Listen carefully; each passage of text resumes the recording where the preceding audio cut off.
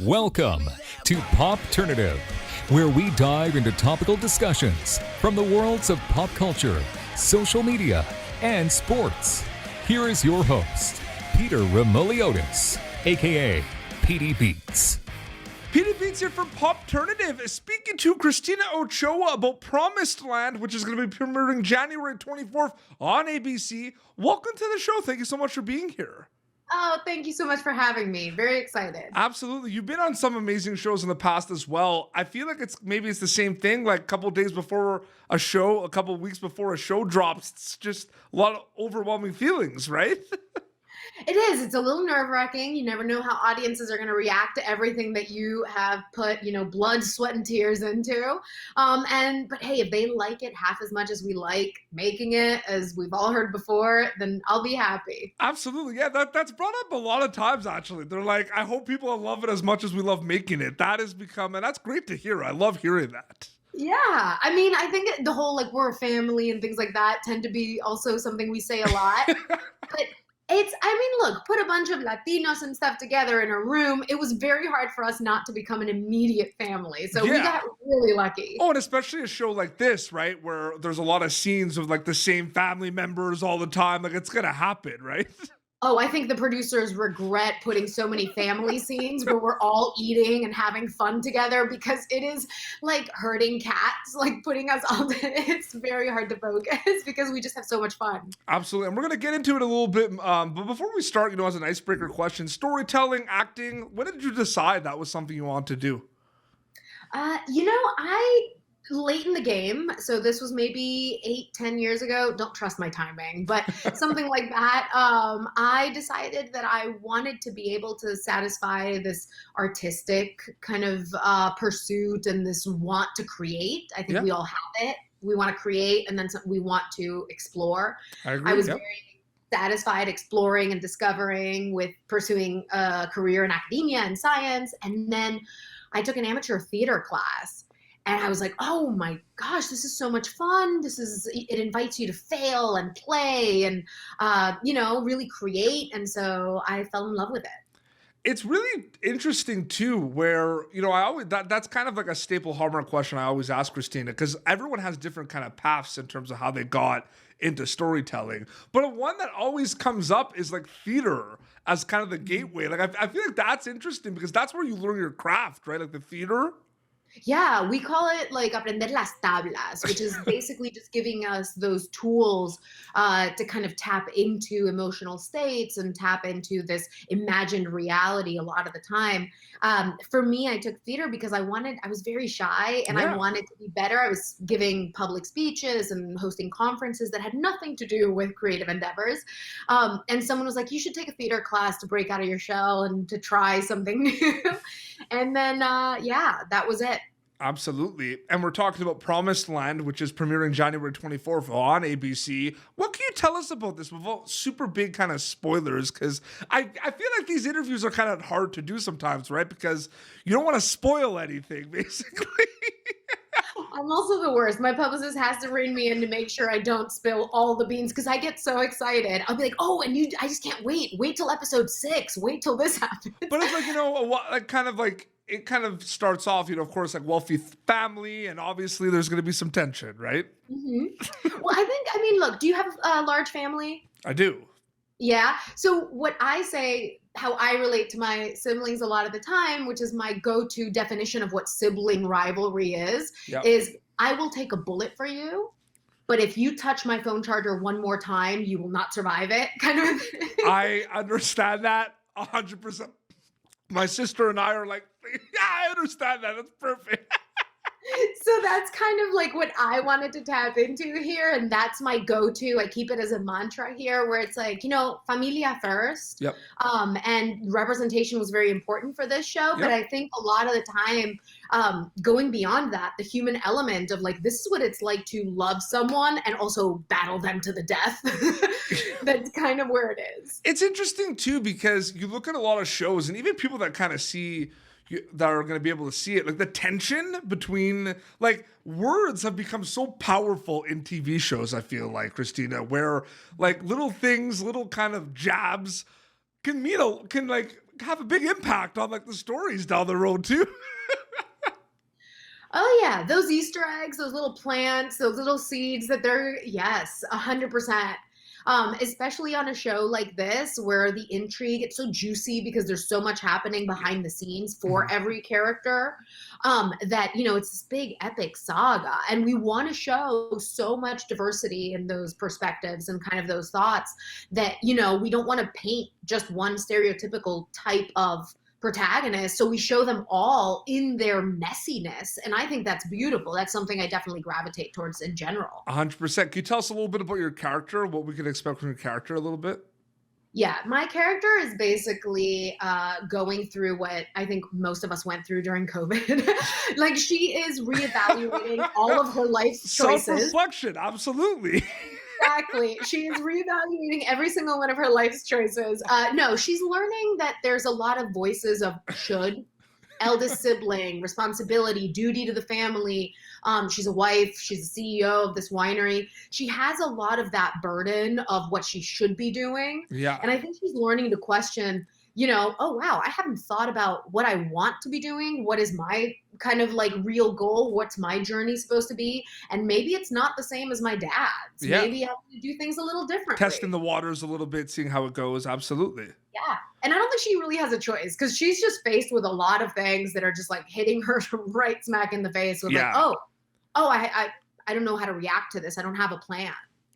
It's so true. Kind of like thrown in the fire situations. And I feel like, are those kind of really fun characters to play, Christina? Those characters that are kind of like thrown in the fire a little bit and everything's basically coming at them? Always. You want to be kind of like, those at theme parks, those things that are like on a track and think you're shooting at them. Yeah. You want to be that as a character because you don't want to be predictable. And the only way we show who we really are is when we're not, when we're confronted with things. And so I'm so lucky that my character gets so confronted by so many things. Well, I feel like that's a perfect little segue to another show that you've been on that I want to kind of talk about. I don't know, maybe you're kind of thinking what I'm thinking about. One of my favorite shows, Animal Kingdom. I loved being a part of it. We have season 6 airing this summer as well, so we're still not done. You haven't gotten rid of us yet. I love that show so much because I'm a nerd with like analyzing things and characters, and there's so many things in that show. So many, like I kind of said, like conversations, not even like heists or like going to do things or like the violent kind of scenes, more just like the conversations between some of the brothers and Smurf and everything. And it's just kind of like, okay, what is happening? Like, why are you telling this person this? I mean, look, the writing on that show is just superb on so many levels. John Wells, Danielle Nathanson, Eli Clark, whoever is like leading that room and their writers, they're just so wonderful at underwriting some of the dialogue and kind of leaving this room for this rich subtext in it. And they're really good at what they do, writing dysfunctional families. And I'm very lucky because I know that that's a show where people get, killed off as they need to in that kind of a world. And I've gotten really, really lucky to be a part of it for so long that I am just grateful and so excited. That show is paced incredibly, and I don't know how they do it to the point where there's so much happening. Like, it's fast paced, but it's paced enough too where like you know what's going on. You're able to pay attention. I don't know how to do it. I just love the pacing of that show so much. Well, that's great writing, right? Yeah. Where it's a lot happening, and yet you don't feel like that doesn't make sense. You're like, oh yeah, that tracks. Yeah, that makes sense to me. Today they would have a kidnapping and a ransom and a heist. But some of the scenes too, like even the early scenes where like it's just the brothers chatting. Like, it seems like that's like improv, and I have a feeling it's not, but like that's amazing. That's amazing writing. That is not an improv show. But you know what I mean, though, right? Like those dinner, like those like at the house, like them chatting. Doesn't that feel so natural sometimes? Well, I have to say, honestly, too, that working with those actors, it's watching them take that because it's not improv. It is very much on the page. Exactly. And then watching them bring them to life. And every take is different. Every take is colorful and, just kind of like it feels new. There was a movie I did an interview with, and it was like a dinner table conversation, and it was like banter back and forth. And I literally just like asked, I just assumed, like, I was like, was that like improv? Because they were talking about how there's like improv in some of the movie and everything. And they were like, no, like not that scene. That was like scripted. And I'm like, wow. Like, can I meet the person that wrote that? Like, that just felt like a dinner conversation. There were very few scenes that were a couple of fight scenes.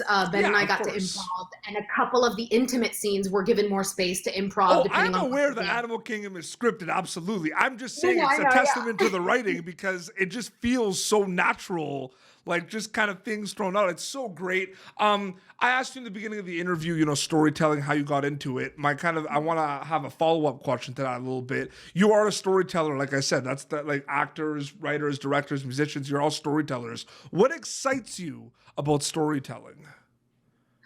Oh my gosh. You know what? It's like Trojan horsing an idea into an audience. So the idea of, you know, I use a lot of District 9 as an analogy. That's a story about the apartheid. It's very much rooted in social issues and racial issues.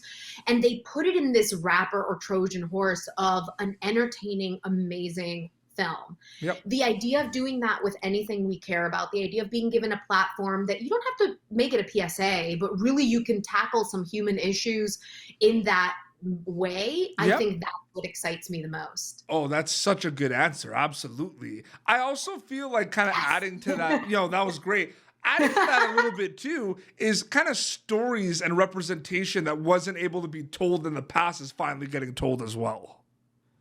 Absolutely. I think I was very lucky in Animal Kingdom. They made Ren after I got cast. They made her, a Latin female, but she wasn't written that way. And for example, now on Promised Land, a lot of it for me is like my co-star Tonatiuh said it best in one of the interviews where he was talking about how the burden of representation doesn't fall on one person or one character because there's a lot of us, and now we actually get to show diversity within that group. So yeah, it's so great to hear that. And there's so much happening right now in storytelling as well. Do you also think that one of the highlights of it is kind of the global access that, you know, there's so many kind of amazing shows out there and the access, like a lot of people can watch so many shows. Like I feel like that's the big thing right now. It's so crazy. And we have so much access to all these amazing shows from all around the world, Christina. Isn't it crazy?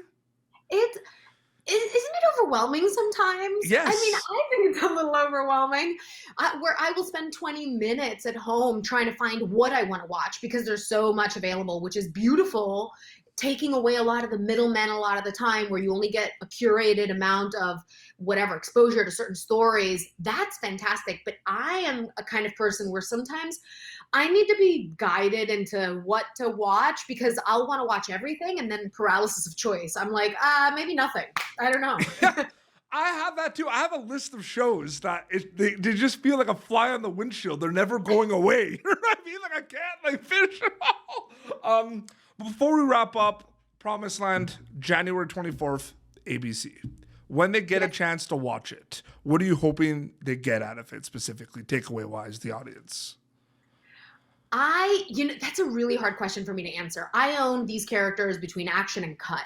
What the audience sees in them or gets from them is totally different. Well, you hope they're entertained, right? I hope so. I hope they're entertained. I hope that they find like universal themes in the show and also very personal ones that they resonate with. I hope they gain some empathy and that they find all these like little different types of Latin characters in this case. And they see that it's not just all the cartel or all one type, you know? So I'd love to see that. For sure. Well, it's coming out so soon. I'm so excited for you and the cast for that. Christina, thank you so much for coming on Popternative. This was awesome chatting with you. Oh my gosh, same. Thank you so much. I'm very excited to have joined you on this. So ABC, January 24th. It's also going to be available on Hulu as well, I believe. Yes, it is. And I think the first 2 episodes will be available the first day. So if anyone is itching, they can go to Hulu and get a glimpse of the next episode sooner than on ABC. And where could people follow you on social media to keep up to date with everything? I'm mostly on Instagram. It's at Ochoa Christina. and then they can find me there.